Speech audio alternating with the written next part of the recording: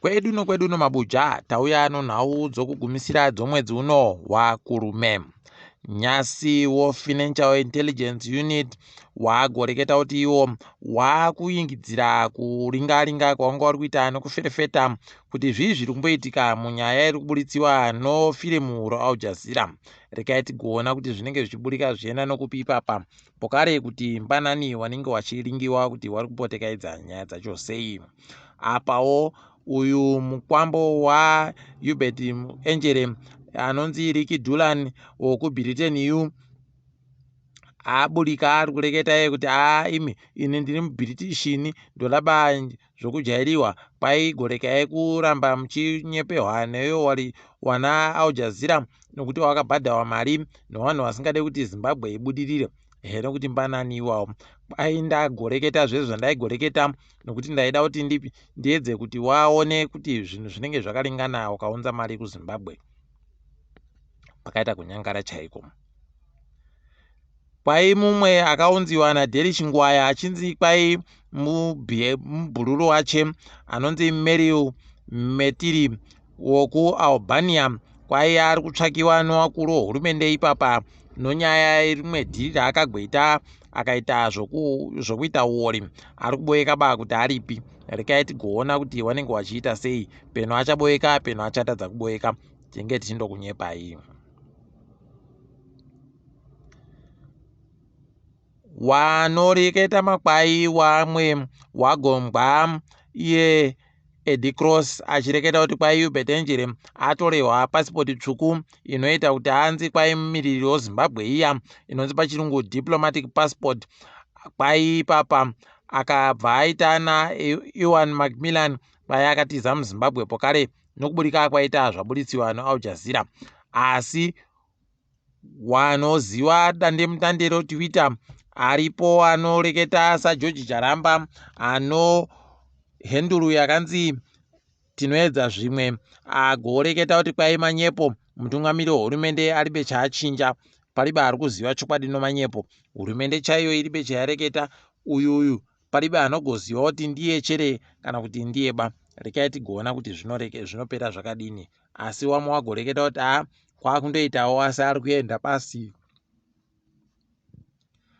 Wobato CCC wagotoreketa ipapa wakaringana noNhau yofirimu raAljazira kuti kunofanira kuita wanhu wopasi rese wakazvimirira yogani wanouya koferefeta nokuvhundunura zvese zviri kutanikiwa pachena noAljazira maererano nokutekaidziwa kwegoridhe pokare nokuwachiwa kwemari muZimbabwe. Rekai tione kuti zvino anozvibvuma chere kana kuti zvinenge zvichipera sei. Tinoramba takandoringa. Iwo batori pokare wagotoreketa kuti paribe ari kusara hwendo huno pavanhu vari kuda kupinda mukuita wanhu wanomirira batori musarudzo dziri kuuya. Kwai munhu wese ari kutopinda mukutsvakiridzwa nokuringiwa kuti aoneke kuti akakodzera chere.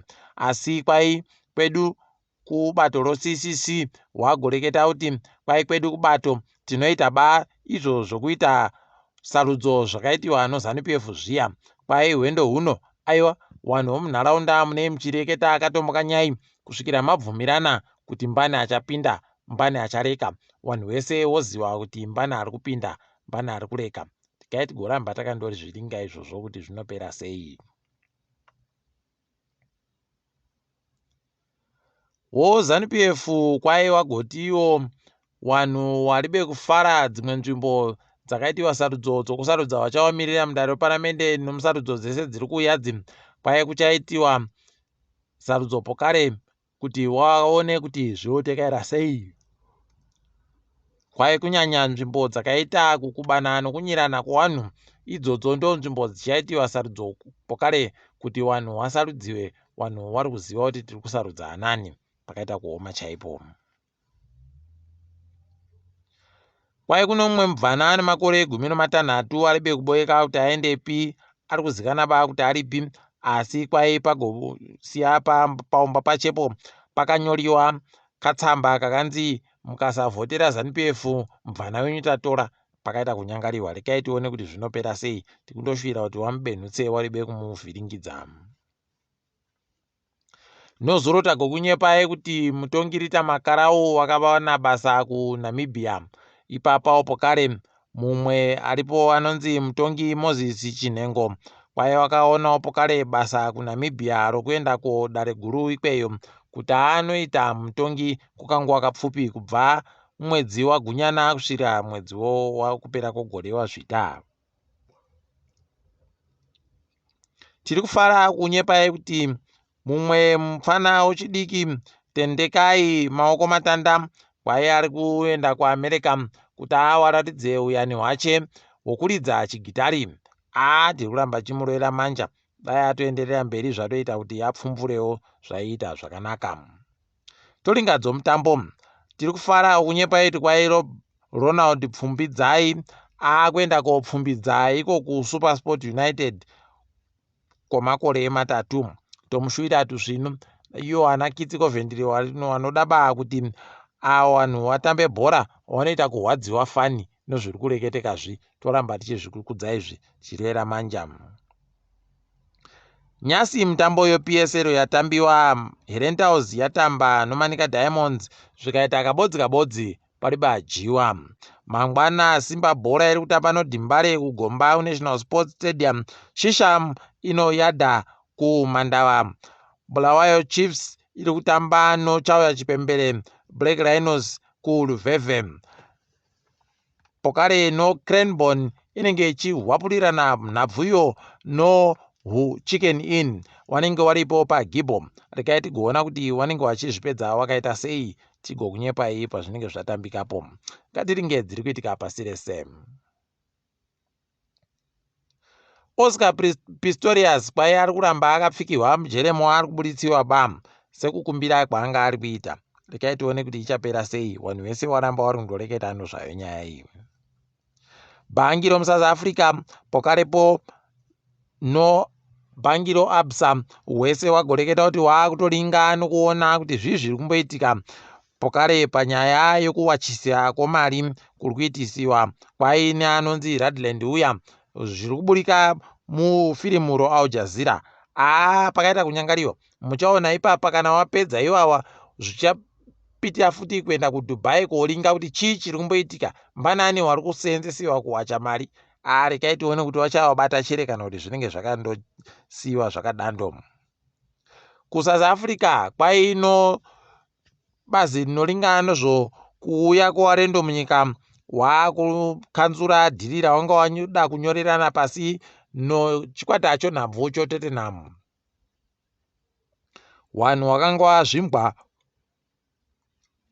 wakaita kubuda bhibho chaiyo wachizvimba nokureketa kuti wari kuzvidaba nokuti wari kufunga kuti mariyo yaikona kugoseenzesiwa pakuita kuti nyika yawo ipfumvure. Rekai tione kuti zvine chere chazvichaita kuti nyika ipfumvure kana kuti panenge pari bemu. Ticharamba takaringa tichindokunyepai. KuGhana kwaita kureketa kunoita kushamisa idi kwainowakuru hurumende ikweyo wanhu ngawareke kugopanana zvipo zvomari. Kana vanhu vachida kupanana zvipo ngawaite kotenga zvipo kumasitoro kuita kuronga mari somaruwa kana kuirongerera mumabhasikiti kana kuita zvimwe zvinhu zvakadandando nokuti ndo painozokasika kupfa pakaita kunyangariwa. Rekai tione kuti wanozviita sei ipapa. Wasoriwo kunyika yekuNigeria waburika wari kureketayo kuti kwai wanhu vanofanira kungwarira nokutoti kuno zvirikuda kuitika kuNigeria ko zvakaringana nokubisa hurumende iripo kuti ireke kugoramba iripo. Hino kuti chokwadi nomanyepo ndozvipi, rekai tigoona kuti zvinenge zvichipera sei ipapa. Nyika yoBelarus kwairi kuramba ichisimbisa ukama hwayo nonyika yoRussia nokuti iri kuda kuti ikone kugonadzirawo zvombo zvohondo zvonyukiriya. Ipapa kwai kunhadzira kwaidaita zvombozvi ida kuringira kuti wanana America nana Britain wanokona kugoda kuwarwisa, saka wanoda kuti wange wakanhadzirira. Pakaita kuoma chaiko ipapa. Rekai tizvione kuti zvinenge zvichimbopera sei. KuAmerica Donald Trump kwaya gonzi ada kupinziwa padare rodzimhosva chaipo. Rekai tione kuti wachazvikona chere kana kuti zvichapera sei. Tinoramba takandolinga ipapa nokuti pakaita kunyangara chaiko. Zvinhu zviripozvi zviri bari kuziva kuti zvichambopera zvakaita sei. Ticharamba takandolinga. Tiri ipapo mabuja kwanyasi komwedzi uno. Rekai tigumire pano tobwayana mwedzi unouya zuva ramangwana. Ndini wenyu Mhanduwe WeNhau.